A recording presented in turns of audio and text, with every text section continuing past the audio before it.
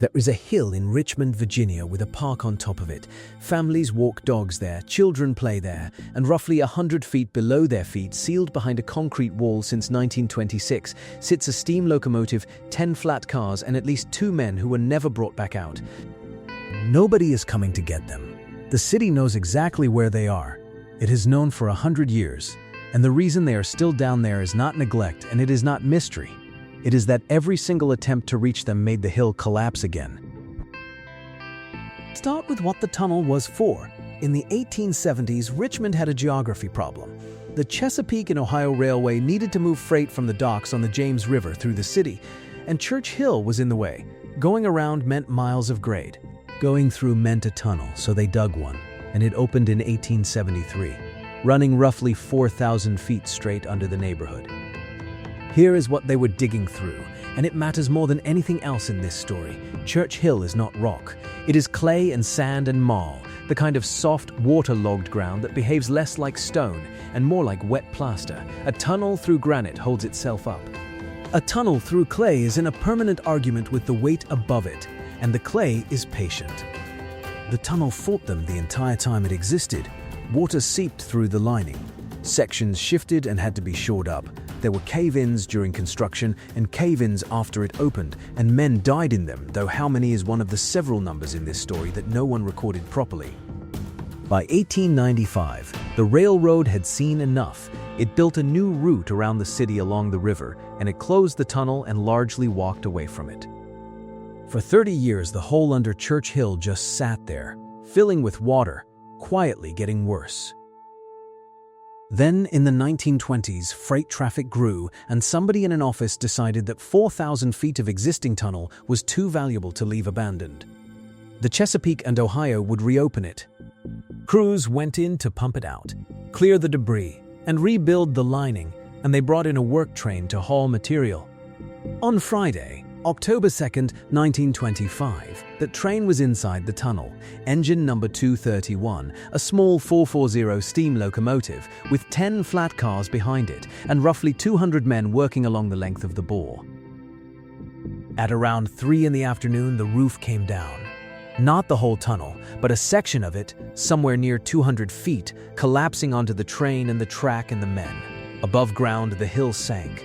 The ground opened, and in the neighborhood above, people felt it. Understand the physics of that moment, because it explains everything that follows. When a clay roof fails, it does not break like a slab and leave a cavity you can crawl into. It flows.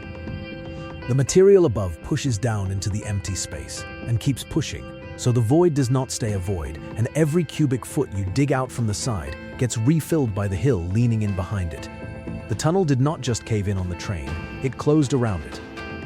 Most of the crew got out. They ran for the light at either end, and the great majority of them made it, which is why the death toll is small in a disaster this dramatic.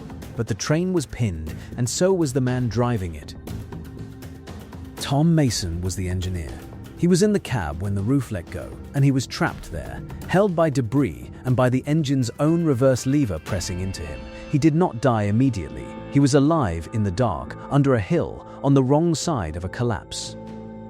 They could not reach him. Every attempt to dig toward the train brought more clay down, and each rescue attempt made the tunnel less stable than the attempt before it. Crews tried from both ends. They tried sinking a shaft from above. The hill kept answering the same way. Tom Mason's body was not recovered until October 11th, 9 days after the collapse. When they buried him, someone painted the number 231 on the side of his coffin. 2 other men were never recovered at all. Their names, as far as the records go, were Richard Lewis and H. Smith, and they are still inside the hill. And that phrase, as far as the records go, is the quiet horror at the center of this. The official death toll is 4. Some accounts say 3. Some say 6 were trapped. Contemporary reporting could not agree, and modern historians in Richmond will tell you plainly that the real number is unknowable because the men doing this work were largely black laborers, hired casually, paid daily, and not carefully written down. If a man did not come home and no one who could get a newspaper's attention was counting him, he simply was not on the list. The tunnel's death toll is not a mystery. It is a record-keeping decision made a century ago that can never be undone. By 1926, the railroad gave up. Reaching the locomotive was not worth the risk of killing more men to recover a small engine and some flat cars, so they did the only thing the ground would allow. They filled the collapsed section, and they sealed the tunnel at both ends, with the train and the two men still inside it, and they let the hill close over the whole thing. Then the story did what unresolved stories do. It grew a monster. In the chaos of the rescue, a badly injured man staggered out of the tunnel. He had been scalded, skin hanging from him, teeth broken, covered in blood, and he collapsed and died. Somewhere between 1925 and the decades that followed, that man stopped being a victim and became a creature.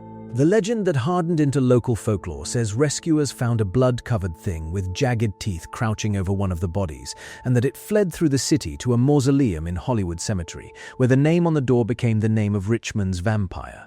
The real man was almost certainly a young fireman from the work crew. He got a monster instead of a grave marker. The tunnel has not been forgotten, and that is what makes it different from every other sealed hole in America. Richmond keeps going back.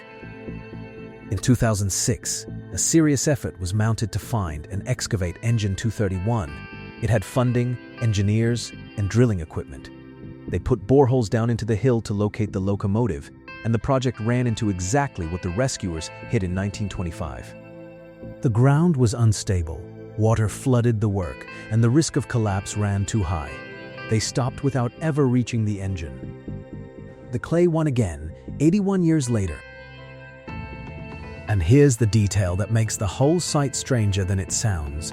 Only about 200 feet of this tunnel ever came down. The other side of that collapse is still a tunnel. Nearly 4,000 feet of 19th century brick bore, sealed at both ends, mostly intact, holding water in the dark under an American neighborhood.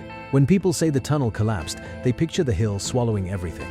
What actually happened is that a short section failed, and it failed in exactly the wrong place. And that was enough to make the entire structure unreachable forever. And that is where it stands now. The eastern portal is still visible, bricked up at the bottom of the hill. Above it is Jefferson Park. Underneath is 4,000 feet of tunnel, a flooded section, a small steam locomotive that has been sitting in the dark for 100 years, and two men whose full names we are not even certain we have. In October of 2025, Richmond marked the 100th anniversary of the collapse.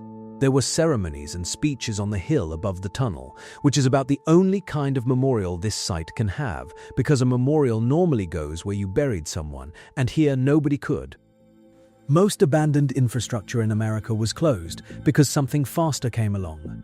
This one was closed because the ground refused, twice, across 8 decades, to give back what it took. The tunnel is not sealed to keep people out.